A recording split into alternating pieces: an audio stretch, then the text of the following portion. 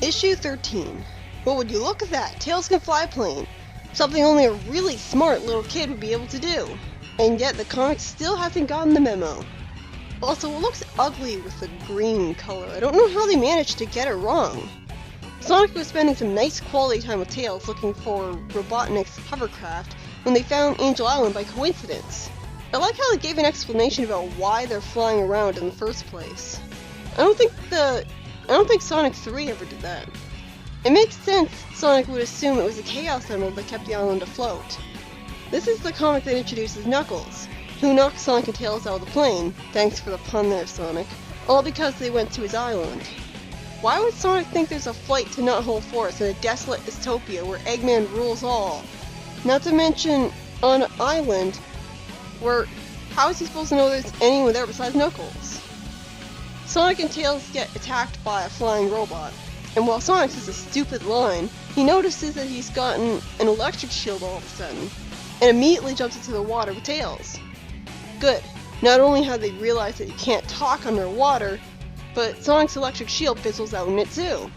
Although I really could have done without the comic telling me to use the Genesis controller I don't have to control Sonic and Tails. At least they're not literally looking at the camera saying it this time. So Sonic and Tails wake up in Eggman's base in Sonic Lost World, and Knuckles tells them that Robotnik turned them against him. I guess Knuckles, living all alone with no real social contact for his whole life, doesn't recognize obviously evil when he sees it, having no exposure to TV and stuff, but still, you'd think he'd be suspicious of someone who intentionally tries to make themselves look menacing with black and red eyes. Sonic breaks the fourth wall after Knuckles forgets that he already told Sonic and Tails about Chaos Emerald. Wait a minute, first of all, why does Knuckles think he knows that echidnas are firm but fair? Does he know what echidnas are stereotyped to be like? Second, why did Eggman and Knuckles keep Sonic and Tails from drowning? At least Knuckles let him go with a warning. But then he says to Eggman that he's going to give them the business. So why did he set them free just to go after them again? I love how Knuckles talks back to Eggman and stuff. Sonic 3 really had a missed opportunity not showing us how Knuckles and Eggman interacted. And I like the idea that Knuckles wasn't exactly blindly obedient and admiring of Eggman. Eggman, after lying to Knuckles that he's a freedom fighter as if Knuckles would even care about something that's related to the world outside of his home, gets some robots ready, and Knuckles chases after Sonic and Tails. He notices that the stone is gone, but somehow figures out that Sonic and Tails didn't take it because they just got there. He should have been written to say that's because they don't have it in their hand, but whatever.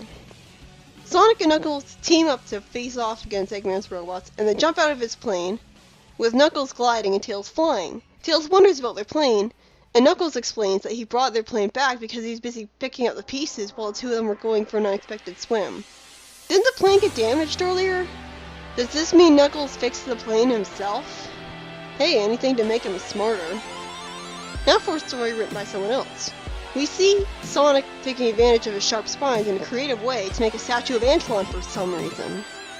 Sally shows up saying that Robotnik has built an orbiting space weapon that can fire a series of powerful rays at the planet and somehow roboticize any living being within a 100-mile radius. Rotor says it can also cause your TV set to only tune into infomercials in a forced attempt at comedy to water the tension down. How does that even work? They saw the space weapon and overheard Robotnik bragging about it, which is why they know about it. Why would Tails think Eggman reads comic books to get inspired in the first place? I guess it's him being naive again? After Bunny points out the obvious, Sonic takes advantage of his super speed to distract the SWAT bots at the base and lure them away, and the Freedom Fighters start sabotaging the main circuits. Tails hears the word circuits and thinks it means circus. This right here is a perfect example of the betrayal of Tails' character that this portrayal of Tails is. He is so far removed from the way he should have been that he doesn't even know what circuits are. Eggman, wearing a spacesuit, brags that he plans to roboticize the Freedom Fighters from above. Sally starts trying to take everyone back to Nuthole right away. It's kind of endearing how Tails says being up in outer space is scary, and naively saying that it's like he's trapped in a gumball machine. Eggman has Snively shoot the spaceship while characteristically looking away because he doesn't want him to shoot something looking like him.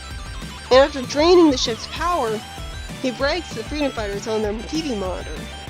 Sonic tells Sally that there's just a little power left, enough to get them to the moon as their only chance at survival. I guess he's really desperate. Why would it matter if they land or not? Eggman's still following them. They crash because they don't have enough power for a safe landing, but the ship has its fall conveniently broken by mud. Since when does Antoine think of anything clever at this point in the comic? Eggman's ship gets stuck in the mud as well, only to reveal that his ship is a transformer and can kick the other ship out of the mud, and once again looks away while telling Snively to do it. For some reason I was expecting this to be the way that the freedom fighters get home, because their spaceship gets kicked all the way back home, but instead, the freedom fighters had left the spaceship before that could happen, and started walking in the mud for some reason. I'm not sure why they did. At least Sally mentions the fact that they don't have as much air as before on this place, but they still have air, which is pretty unbelievable. The sheer fact that they even thought to exit the spaceship at all on a planet that they shouldn't have been able to breathe on is ridiculously contrived. Why would they think they even could breathe here? And then Sonic distracts Eggman by using a Chekhov's gun. Hey, I'm impressed! He creates a sculpture of Eggman that collapses on him, and allows him and his friends ample time to use Eggman's spaceship to get home, while Eggman gets karmatic comeuppance because Snively has to dig him out with a spoon. And naturally, the freedom fighters aren't too happy about eating mush afterwards, since it looks so much like the mud they got out of. Do they always eat stuff that looks that bad?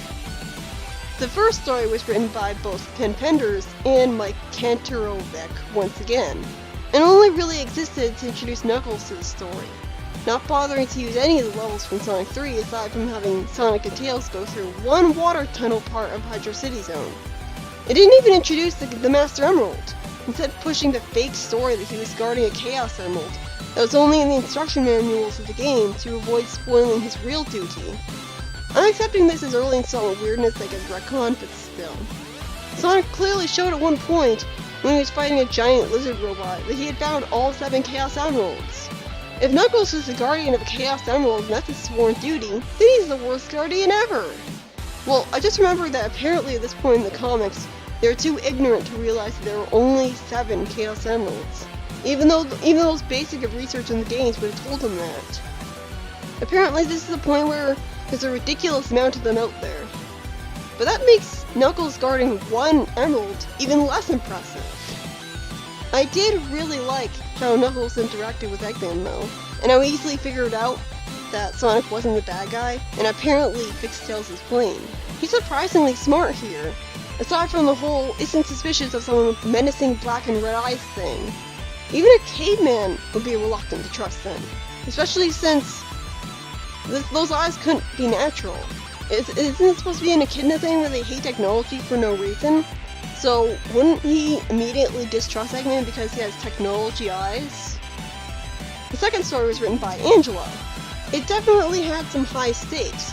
The freedom fighters had very good reason to get worried over Eggman's overpowered master roboticizer. Seriously, he should have only been able to roboticize someone after going through the trouble of capturing them. The main villain just being able to shoot someone with a beam from space and effortlessly turn them into a slave sounds really overpowered and cheap. But anyways, as tense as the situation was, not to mention interesting with the whole space travel thing having never been done in the comic before, I wasn't finding it all that exciting. I realized this when Sonic used a Chekhov's gun by saving the day by making another sculpture, and that impressed me enough to wake me up. I'm not sure why I was bored. There was nothing really wrong with the plot, other than the obvious fact that the stakes were artificial because we all know that freedom fighters are going to make it home safely in the end and not be stranded or killed in outer space. Really, the only big problem, the closest thing there is to one, is that there's no explanation for why Sonic would ever make a sculpture of Antoine in the first place. He even says that the sculpture being headless is an improvement, while Antoine screams in terror. Best to not read into that too much.